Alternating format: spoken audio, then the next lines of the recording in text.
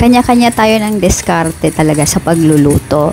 Ako, pagka isang prito na sa mantika, gusto ko hindi na siya ulit gagamitin para safe ba. Pero nung nakita ko to, parang ang arte ko naman masyado, itatapon ko agad yung mantika. Yung kanya nga, nangingiting na. Diba? Tingnan mo yung itlog. Parang champurado na. Crudo yata yung ginamit ni kuya eh. Ikaw ba? Kakainin mo ba yan? Sa bagay, iba-iba naman tayo ng nakagisnan na paraan ng pagluluto at saka bansa kung paano nila gawin yun, diba? Pero siguro papas ako dito. Kasi parang hindi mo pa nakakain yung pagkain, parang magkaka-cancer ka na agad.